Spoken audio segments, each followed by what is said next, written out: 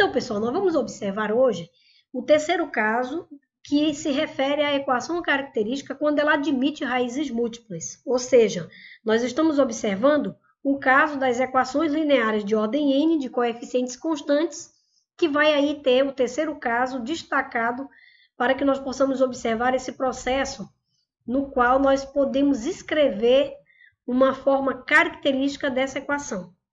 Ou seja, a solução geral dessa equação tem uma forma de se escrever quando essas raízes que nós encontramos da equação característica, elas são todas iguais. Ou seja, são raízes múltiplas. Então, nós vamos observar que, primeiramente, nós vamos considerar que essas raízes são todas iguais. Esse é o primeiro processo. Ou seja, nós vamos perceber que aqui eu já estou escrevendo de uma forma bem objetiva, eu não estou demonstrando o processo pelo qual nós chegamos até aqui. Eu apenas vou citar a maneira como que se refere à permissão dessa escrita nesse processo, justamente para que nós possamos observar todo o desenvolvimento da sua solução geral. Agora, observe ainda que quando nós escrevemos a y1 com essa forma, é porque nós vamos destacar inicialmente que um matemático e metafísico polonês que houve na história da matemática, nós observamos que ele criou um determinantezinho conhecido como Wronskiano, ou seja, ele percebeu que, na verdade, esse determinante seria a escrita. Na primeira linha seria essas soluções, y1 e y2, com relação às suas respectivas derivadas. Ou seja, a outra linha seria a derivada dessas duas funções aqui. Ok, pessoal? Então, nós estamos aqui, não estamos demonstrando, estamos apenas citando o processo pelo qual esse matemático, que foi o José Maria Wronski, o matemático metafísico polonês, né, ele observou que cada uma dessas soluções particulares da equação característica tinha uma forma que ele poderia descrever num determinante chamado Wronskiano, ou seja, em homenagem a ele, né, que seria o nome José Maria Wronski. Então, esse matemático levou aí o nome desse determinante Wronskiano, em homenagem ao nome dele, Wronski, que desenvolveu essa forma de perceber a maneira pela qual nós podemos escrever de uma forma mais objetiva possível a solução da equação característica que você determina a partir das raízes da equação característica. Então, pessoal, esse processo de desenvolvimento de demonstração não é curto, ele é muito longo, e aqui nós temos uma objetividade que nós estamos escrevendo até para nós procedermos aí o desenvolvimento de como escrever a solução geral dessa equação.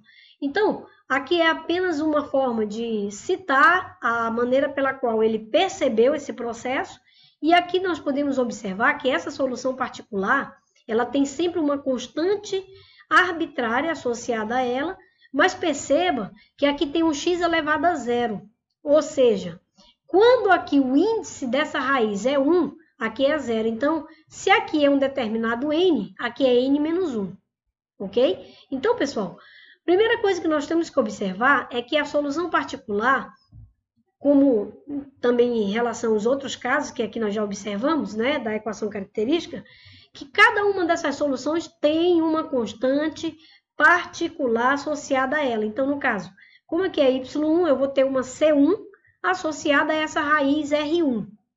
Mas a novidade aqui é que quando as soluções da nossa equação característica são múltiplas, ou seja, iguais, então, para essas soluções que são iguais, eu tenho que escrever uma combinação linear em relação às soluções particulares. Então, foi isso que o José Maria Wronski percebeu quando ele desenvolveu um determinante que procede aí nos passos bem elegantes, né, da matemática, que aqui a gente não vai poder ver, porque por causa do nosso tempo. E aí a gente pode, inclusive, verificar em outro momento a demonstração de como realmente ele percebeu como escrever a solução geral de uma equação linear de ordem n, de coeficientes constantes, para o caso em que a equação característica admite raízes múltiplas. Então, pessoal, aqui eu tenho y1, que vai ter uma constante associada, um x elevado a zero, e elevado a R1x, ou seja, nós não estamos vendo a demonstração pela qual, por que apareceu esse x elevado a zero, depois, na outra solução particular, vai aparecer um x elevado a 1. Se eu tivesse mais uma solução, y3 aqui, seria C3, x elevado a 2, e elevado a R3x.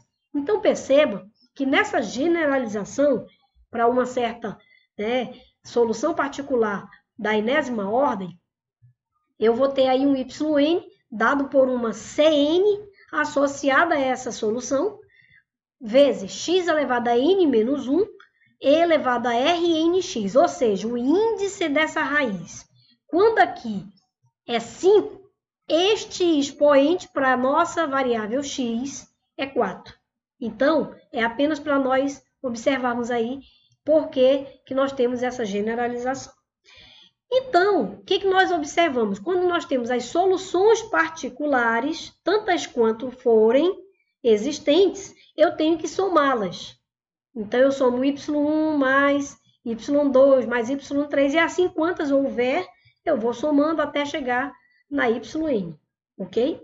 E isso é minha solução geral. Mas vejam bem, como é que, se nós observarmos a maneira como nós substituirmos aqui o y1, ou seja, considerando essa escrita, como é que ficaria? Vamos observar aqui no nosso próximo passo. Então, está aqui, ó, y1 seria C1x elevado a zero e elevado a R1x. Quem seria y2? C2, x elevado a 1 e elevado a R2x. Quem seria y3? C3, x elevado a 2 e elevado a R3x. E assim por diante, pessoal, até chegar a uma certa yn, que seria Cn, x elevado a n menos 1 e elevado a Rnx. Então, o que nós temos que observar é que enquanto aqui o índice do meu expoente, para minha exponencial, que tem esse R, que é a nossa raiz da nossa equação característica, uma delas, quando aqui nós tivermos esse índice, um certo valor, vamos olhar para esse caso aqui, ó. Aqui no caso, se eu tiver esse índice 3, aqui tem que ser 2. Por quê? Porque é sempre n menos 1. Percebe? Ok? Então, pessoal, com isso a gente consegue observar a solução característica da nossa equação de maneira geral. Ou seja, considerando o fato de que as raízes são iguais, múltiplas, né? Então, quando R1 for igual a R2, que é igual a R3, é igual a Rn, é claro que aqui nesse expoente, para a nossa exponencial aqui, no que está multiplicado por x, é claro que eu posso colocar tudo R1 aqui, ó. Ou simplesmente R2, ou simplesmente R3, tanto faz, porque elas são iguais. Ok, pessoal? Isso é o fato de ela ter uma multiplicidade, é que ela se repete. Ok? Então, o fato de ela ser múltipla é que ela se repete e, portanto, há essa multiplicidade. Então, quando eu somar todas essas soluções particulares, eu vou ter um elemento em comum que eu destaco aqui. Quem é? A exponencial elevada a R1x. E se eu evidenciar, é claro que aqui eu vou ter C1, por que simplesmente C1? Porque x elevado a zero dá 1. E aí, para as demais parcelas, eu vou ter x2 vezes x. Aqui, se eu tivesse como apresentar aqui a C3, multiplicaria por quem? C3, só que x elevado a 2, mais C4, x elevado a 3 e assim por diante, pessoal. Então, veja que aqui eu tenho a maneira como nós podemos escrever a solução geral da nossa equação característica quando ela admite raízes que nós consideramos aí que há multiplicidade, ou seja, raízes múltiplas, iguais. Ok, pessoal? Bom, então vamos ver aqui um exemplo para nós observarmos a aplicação desse processo. Eu tenho uma equação linear aqui de coeficientes constantes de ordem 2 do primeiro grau. E aqui eu tenho como exibir, então, a equação característica conforme vocês estão observando aqui. Então, aqui eu vou ter a equação característica dada dessa forma, resolvo a equação característica e eu percebo que R1 é igual a R2, que é igual a 2. Ou seja, houve uma multiplicidade. Então, como é que eu escrevo a primeira solução? C1 elevado a 2x. Por quê? Porque x elevado a zero aqui é 1. tá? Na segunda solução, eu vou escrever C2 associado a Y2, x elevado a 1, e elevado a 2x. Ok, pessoal? Então, se eu tivesse mais uma solução, vamos supor que eu tivesse R1 igual a R2, que é igual a R3. Claro que não é esse caso, porque senão nossa equação aqui, né, linear, de ordem n, de coeficientes constantes, nesse caso aqui admitindo segunda ordem, se fosse de terceira ordem eu teria mais uma raiz aqui, que não é o caso aqui. Mas para exemplificar, R1 igual a R2, se fosse igual a um certo R3, que fosse igual a 2, então nós teríamos essas duas soluções particulares e mais uma y3 que ficaria como C3, x elevado a 2, e elevado a 2x. Ok, pessoal? E aí eu iria somar e colocar em evidência aquele fator que eu considero que seria comum. Ok? Então, nesse caso, eu tenho aqui um fator comum, porque se eu somar essa parcela com essa, é claro que aqui o fator comum vai ser quem? E elevado a 2x, conforme eu destaquei lá, né, na nossa consideração anterior. Então, aqui também, ó, eu tenho e elevado a 2x, então eu já evidenciei aqui, ok? E aí vai multiplicar pela primeira constante, C1, e aqui pela segunda constante, porém acrescento um termo em virtude dessas soluções que são linearmente dependentes.